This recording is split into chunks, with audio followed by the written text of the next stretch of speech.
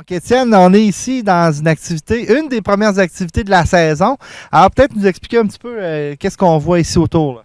Ben ici, regardez, on a des milliers de plants d'arbres. Donc, on a du pin, de l'épinette, sapin, mélèze et les conifères. On distribue aussi des feuillus. Dans le fond, nous, on participe à ce qu'on appelle le mois de l'arbre et des forêts. Donc, dans le cadre de ce mois-là, on donne des arbres à la population, donc via les municipalités, les écoles qui viennent chercher leurs commandes ici aujourd'hui.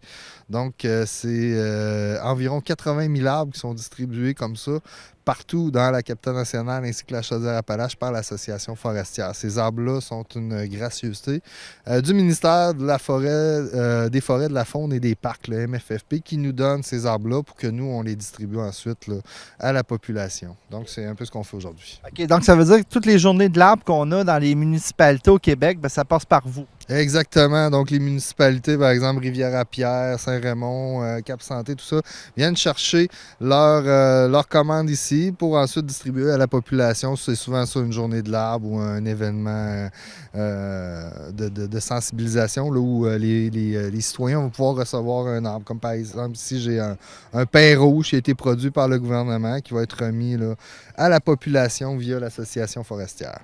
J'ai le goût de te demander, c'est quoi les plants qui sont les plus populaires?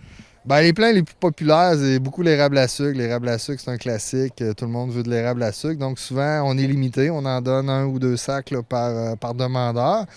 Sinon, les cèdres sont populaires également. Ça, on n'en donne pas beaucoup non plus. C'est une question de ne pas trop faire compétition aux pépinières également. Ouais. Sinon, les pins sont populaires. Les chênes également. Bouleaux.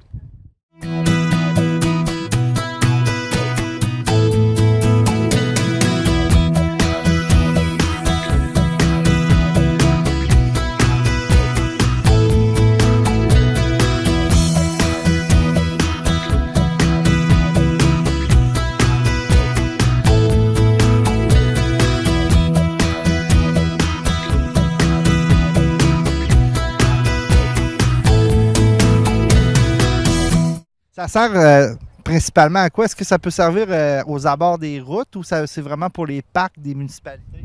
Bien, souvent, ils vont donner ça à leurs citoyens. Donc, les citoyens vont recevoir un arbre, peut-être pour planter sur le terrain à la maison ou au chalet ou ailleurs. Souvent, les municipalités aussi vont en garder, comme vous dites, là, pour planter quelques-uns dans les parcs ou aux abords de route. Là. Mais c'est vraiment le but principal, c'est beaucoup de donner à la population.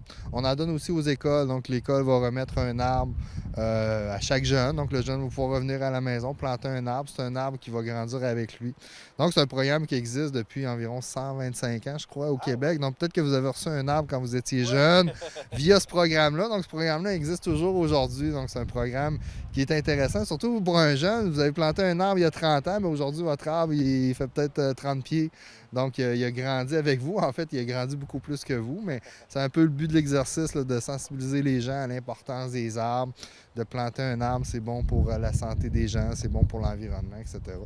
Est-ce que justement, il y a des petits trucs quand on le plante? Est-ce que ça prend, je sais pas moi, de l'engrais? Non, on le plante, on le met directement. Ben écoutez, c'est sûr qu'on peut le planter directement comme ça, il va pousser. Donc c'est un arbre qui est. C'est tous des arbres québécois indigènes, donc qui poussent naturellement ici, qui viennent de la région. Donc on peut les planter comme ça en terre. Si on veut l'aider, évidemment, on peut se creuser une belle fosse, rajouter de la terre, du compost, de l'engrais, peut-être des mycorhizes également, poussière d'os, etc. Donc, plus on va en faire, mieux ça va être. Il va pousser plus rapidement. Si on le plante directement en terre, il va pousser également. Là. Justement, Étienne, ça, c'est une de tes activités. Il y en a plusieurs au fil de l'année. J'aimerais que tu nous les résumes un petit peu parce que toi, tu te promènes à plusieurs endroits, tu fais beaucoup d'activités. Peut-être nous résumer ça un petit peu. Bien, nous, comme je vous disais au début, on fait de la sensibilisation, on fait de l'éducation également. Moi, je vais dans les écoles, je rencontre des jeunes. Donc, c'est des milliers de jeunes qui sont rencontrés comme ça chaque année. On en fait un peu au primaire, on fait beaucoup au secondaire. Donc, on va dans les écoles, rencontrer les jeunes, leur parler de la foresterie, leur parler, dans le fond, des arbres, de la nature, de l'environnement. Puis on a également de la sensibilisation du grand public. On organise des événements, des fêtes familiales. Donc, on en avait une la fin de semaine dernière. On était à la fête de la pêche à l'île d'Orléans. Il y a 2 semaines, on était au Parc des Chutes à Charny pour la fête de Mon arbre à moi. Donc, on a plusieurs événements comme ça au courant de l'année auxquels on participe. On va participer à Saint-Raymond au Festival de la Grosse Bûche là, qui va avoir lieu cet automne. Donc, ça fait partie là, de l'association, de rencontrer les jeunes dans les écoles et le grand public au niveau des événements. Sinon, nous, on a également des projets en conservation. Donc, on va aider d'autres organismes, on va participer à l'élaboration de projets de conservation, création de parcs, des sentiers. On va également faire beaucoup de plantations. Ça, c'est plus mon collègue Philippe qui s'occupe des projets de plantation. On fait des plantations beaucoup avec les écoles, parfois avec les municipalités également. Donc, on a de multiples projets, dans le fond, beaucoup en sensibilisation, en éducation, des projets terrain là, de mise en valeur, conservation, comme je vous disais, des projets de plantation. Sinon, on a tout un tas de projets. On fait des publications.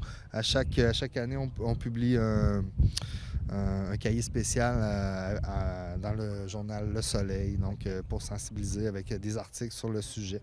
On a des sites Internet, etc. Donc, on a des activités très, très variées à l'association. On pourrait en parler pendant longtemps.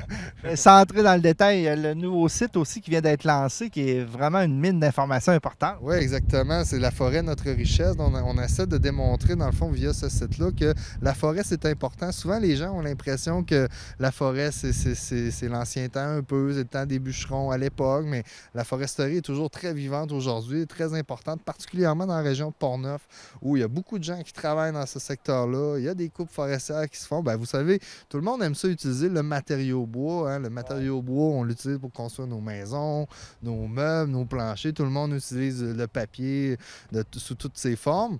Et ça doit venir de quelque part, ces produits-là. Donc, pour avoir du bois, du papier, il faut faire des récoltes en forêt, il faut faire des coupes forestières, il faut planter des arbres pour que ces arbres-là grandissent pour les générations futures.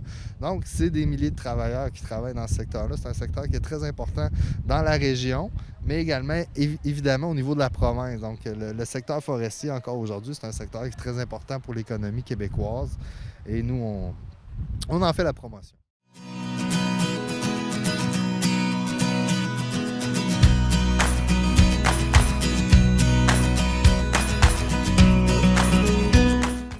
Reste qu'on a l'impression que la sensibilisation est moins dure qu'elle était il y a peut-être une dizaine d'années. On pense que, en tout cas, c'est une impression que j'ai. Est-ce que les gens, justement, sont plus conscientisés à ça, justement, de replanter, reboiser? Je vous dirais que ça dépend beaucoup des régions. Moi, je rencontre, comme je disais, beaucoup de gens, de jeunes ou de moins jeunes, en région ou en ville. Puis on a l'impression que plus on se rapproche de la ville, plus on se rapproche du centre-ville, plus la sensibilisation est difficile. Les gens, parfois, ont encore une opinion très négative des coupes forestières. On a l'impression que couper un arbre, couper la forêt, on détruit la nature, on détruit l'environnement. Il faut voir ça à moyen long terme. Il faut voir ça que la forêt va repousser, qu'on en prend soin, qu'on replante des arbres, qu'on régénère la forêt, que les générations futures vont pouvoir utiliser la forêt. C'est pas parce qu'on coupe des arbres au Québec qu'on fait disparaître la forêt. On fait encore de la chasse, on fait encore de la pêche, il y a encore des orignaux, des chevreuils dans nos forêts. C'est parce qu'on a encore des belles forêts, malgré les coupes forestières. Donc, je pense que le Québec, c'est un modèle au niveau de sa foresterie. Et c'est ça qu'il faut faire comprendre aux gens. Il y en a qui sont très au courant de ça puis qui n'ont pas de problème avec les coupes forestières, mais comme je vous dis, parfois, quand on se rapproche des milieux très urbanisés, la forêt, pour eux, elle est loin, puis il faut la protéger. Donc, encore beaucoup de sensibilisation à faire de ce côté-là, je pense. Oui, puis il y a des espèces de mythes, je pense, qu'il faut essayer d'enlever. Justement, tu parlais justement des coupes à blanc, ces choses-là. Je pense que ça se fait plus vraiment aujourd'hui. On a modernisé nos pratiques. C'est sûr que si on recule il y a 20, 30 ans, c'était pas les mêmes pratiques qu'aujourd'hui. Donc, on a amélioré nos pratiques aujourd'hui. Il y a un nouveau régime forestier. On va faire des coupes écosystémiques pour protéger nos écosystèmes. Dans le fond, aujourd'hui, la foresterie a une vision beaucoup plus à long terme, d'avoir une ressource durable, comme je vous expliquais tantôt. On s'assure que les générations futures vont avoir des forêts également, malgré les coupes qu'on fait. Donc, les coupes forestières vont se faire. Il existe différents types de coupes qui vont se faire tout dépendant du type de peuplement qu'on va observer. Donc, dans le fond, la foresterie, c'est beaucoup amélioré. Puis je pense que c'est ce que les gens ne sont pas nécessairement au courant. Ils ont une vision de la forêt, de la foresterie qui était vraie il y a 20, 30, 40 ans. Aujourd'hui, on est en 2016, donc on a modernisé nos pratiques, nos façons de faire. Bien, les gens ne sont pas nécessairement au fait de tous ces changements-là qui ont eu lieu dans le secteur forestier. En terminant, je vois justement qu'il y a une grosse équipe avec vous autres. Donc, peut-être parler justement de l'activité, comment ça s'orchestre. Oui, bien, juste aujourd'hui, donc on est le 25 mai, c'est notre grosse journée de distribution d'arbres.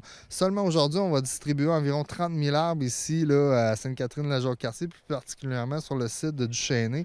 Donc, j'ai mon équipe avec moi pour m'aider à donner ces plans-là aux municipalités et aux écoles, comme je vous disais tantôt. J'ai une quarantaine de demandeurs, même plus, une cinquantaine qui viennent ici aujourd'hui chercher leurs commandes. Donc, il faut préparer ces commandes-là. On a des sacs de conifères à préparer. Donc, c'est à ça que va me servir mon équipe là, pour remettre ces plans-là là, aux gens pour leurs événements. Parce qu'il y a beaucoup d'événements qui ont lieu ce week-end. Là. Ouais. Donc, c'est ça. Les gens viennent ici. Fait qu'il faut préparer toutes ces commandes-là. 30 000 arbres, c'est quand même beaucoup là, à donner. Donc, ici, j'en ai un, mais c'est 30 000 comme ça qu'on va distribuer seulement aujourd'hui. Donc, c'est beaucoup de travail. J'imagine que c'est le ministère qui s'est occupé de vous les amener ici. Exactement. Donc, ces arbres-là, nous, on s'occupe de la distribution, mais comme je dis au début, ces arbres-là sont produits et sont donnés par le ministère Forêt, Faune et Parcs. Donc, le MFFP ici produit des... En fait, les plants ne sont pas produits ici, ils sont produits dans différentes pépinières. Il y en a à Saint-Modeste, à Berthier, etc.